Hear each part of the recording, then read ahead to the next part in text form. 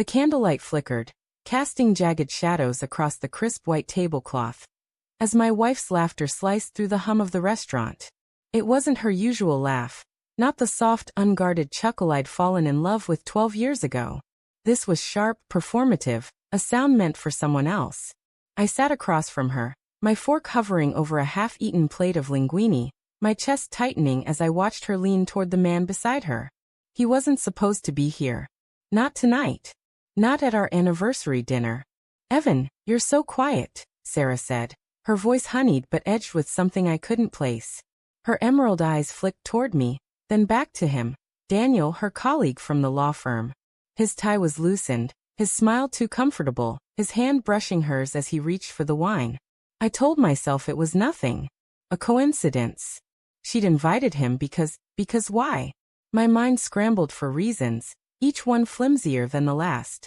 "I'm just enjoying the moment," I lied, forcing a smile that felt like it might crack my face.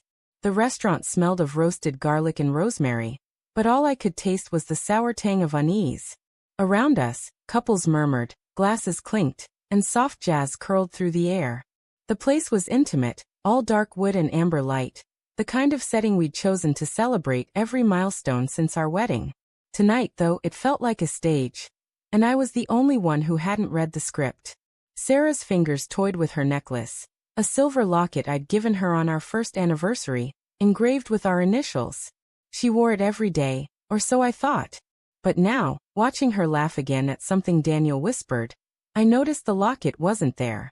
Instead, a delicate gold chain gleamed against her collarbone, one I'd never seen before.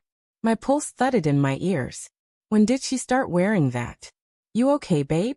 Sarah asked, her tone light but her eyes searching, like she was testing me. Daniel glanced up, his gaze lingering on me for a beat too long before he took a sip of his Merlot. "Fine," I said, my voice tighter than I meant it to be. "Just surprised you invited someone else tonight." Her smile faltered, just for a second, but it was enough to make my stomach lurch. "Oh, come on, Evan," she said, waving a hand dismissively. "Daniel's been working late with me on the Peterson case. I thought it'd be nice to include him. Right, Daniel?" "Absolutely," Daniel said, his voice smooth as polished stone. Didn't want to intrude, but Sarah insisted. "Said you wouldn't mind." His eyes met mine and I saw it, a flicker of challenge, like he knew something I didn't. I nodded, swallowing the lump in my throat. I wanted to believe her. I always had. Like when she started staying late at the office 3 months ago, or when her phone began buzzing at odd hours, texts she'd dismiss as work stuff. I told myself it was nothing. Sarah loved me. She'd chosen me, hadn't she? 12 years, 2 miscarriages, 1 cross-country move. We'd built a life together. But now, as her hand grazed Daniel's sleeve, I felt the ground shifting beneath me. The waiter arrived with dessert, a chocolate torte we were supposed to share, but Sarah pushed it toward Daniel with a playful grin. "You have to try this," she said, her voice warm, intimate. I stared at the torte, its glossy surface catching the candlelight, and remembered the first time we'd come here. She'd smeared chocolate on my nose, laughing until tears streaked her cheeks. That memory felt like it belonged to someone else now. "Evan, you're not eating," Sarah said, her tone sharper now, like she was annoyed I wasn't playing along. "What's wrong?" "Nothing," I said, but my voice cracked, betraying me. I cleared my throat, trying to steady myself. "Just thinking about us. 12 years is a long time." Her expression softened, but there was something guarded in her eyes, like a door half closed. "It is," she said, reaching for my hand across the table. Her touch was warm, familiar, but it didn't steady me like it used to. "We've been through a lot, haven't we?" Daniel shifted in his seat, his jaw tightening. I caught it. The way his fingers curled around his glass, the way his eyes darted to her hand on mine. My heart pounded, a sick rhythm that matched the jazz in the background. What am I missing? The rest of the dinner passed in a blur of forced smiles and small talk. Sarah and Daniel dominated the conversation, their banter laced with inside jokes about depositions and office politics. I nodded along, my mind racing, picking apart every glance, every touch. Had she always laughed like that with him?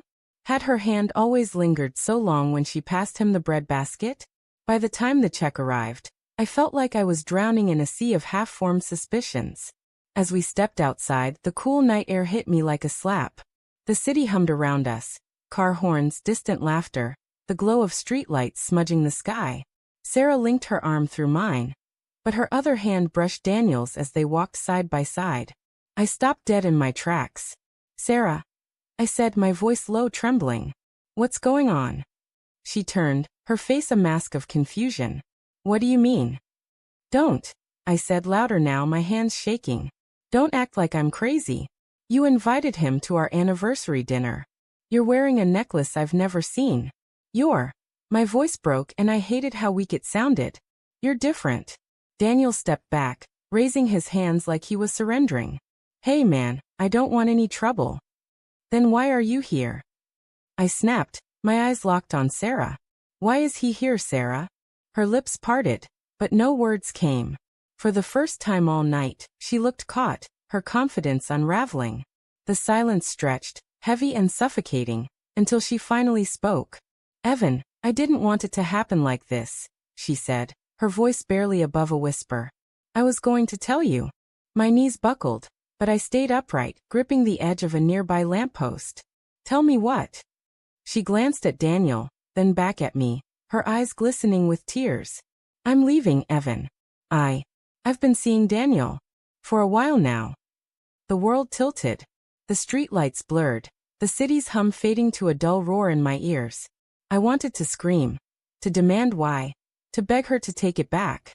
But all I could do was stare at her. The woman I'd loved for over a decade, now a stranger standing 3 feet away. "Why?" The word clawed its way out of me, raw and ragged.